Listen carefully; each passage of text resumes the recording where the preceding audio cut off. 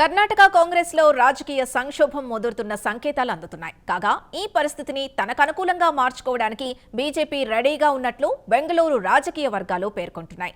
DK Shivakumar తన వర్గం ఎమ్మెల్యేలతో కాంగ్రెస్ నుంచి బయటకొస్తే భారతీయ జనతా పార్టీ మద్దతిచ్చే అవకాశాలు లేకపోలేదని రాజకీయ పరిశీలకులు అంటున్నారు.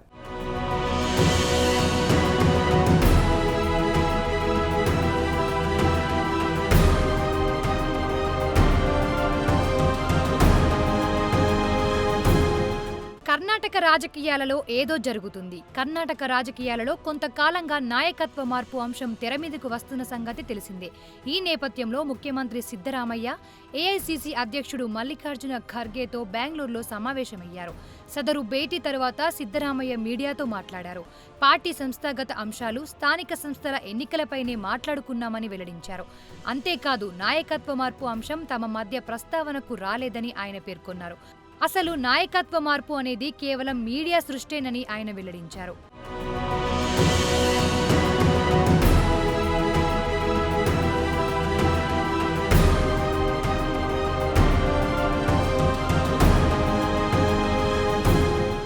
అయితే సిద్ధరామయ్య మాటలను ప్రజలు విశ్వసించడం లేదు. కాగా కర్ణాటకలో నాయకత్వ మార్పు అంశానికి ఒక నేపథ్యం ఉంది.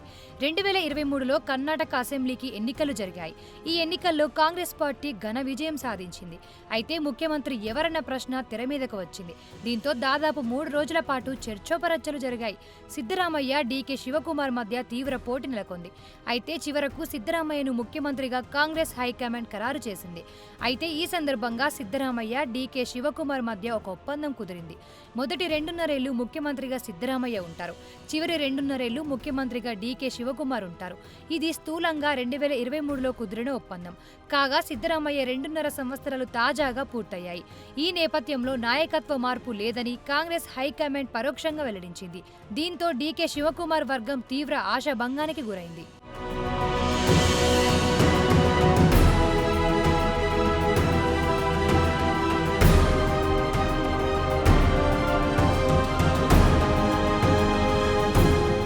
ఇదిలా ఉంటే ఇటీవలి బీహార్ ఎన్నికల ఫలితాలు కాంగ్రెస్ పార్టీకి షాక్ ఇచ్చాయి.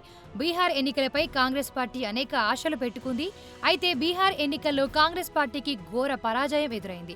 కాంగ్రెస్ పార్టీ కేవలం 6 సీట్లకే పరిమితమైంది. ఈ షాక్ నుంచి కాంగ్రెస్ హైకమాండ్ ఇప్పటికీ కోలుకోలేదు.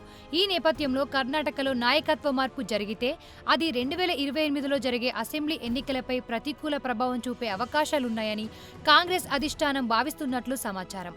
దీంతో సిద్ధరామయ్యనే చివరి 2.5 సంవత్సరాలు కూడా ముఖ్యమంత్రిగా కొనసాగించాలని కాంగ్రెస్ హైకమాండ్ నిర్ణయించుకున్నట్లు తెలుస్తోంది.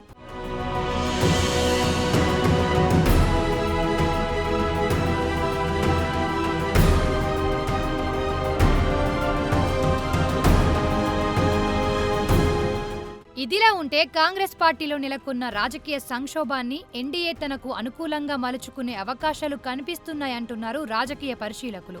ప్రస్తుతం ఉప ముఖ్యమంత్రిగా ఉన్న డీకే శివకుమార్ తన వర్గం ఎమ్మెల్యేలతో కాంగ్రెస్ నుంచి బయటకు వస్తే భారతీయ జనతా పార్టీ మద్దతు ఇచ్చే అవకాశాలున్నాయంటున్నారు రాజకీయ పరిశీలకులు. ఈ సందర్భంగా గతంలో మహారాష్ట్రలో శివసేన చీలిక వర్గం నాయకుడు ఏక్నాథ్ షిండేకు బీజేపీ మద్దతు ఇచ్చి ఉద్ధవ్ ఠాక్రే పడగొట్టిన ఉద్దాంతాన్ని గుర్తు చేస్తున్నారు.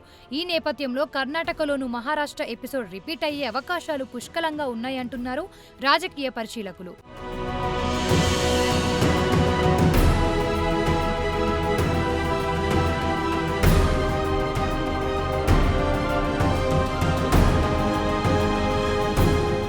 అంతేకాదు కర్ణాటకకు బీజేపీ ప్రత్యేక ప్రాధాన్యం ఇస్తుంది.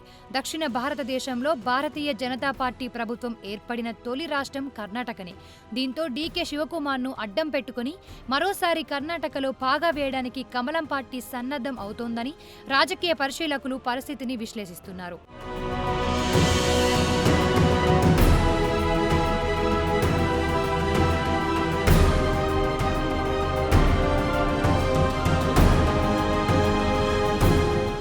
అయితే సోనియా గాంధీ కుటుంబానికి అత్యంత సన్నిహితుడుగా డీకే శివకుమార్ కు పేరుంది.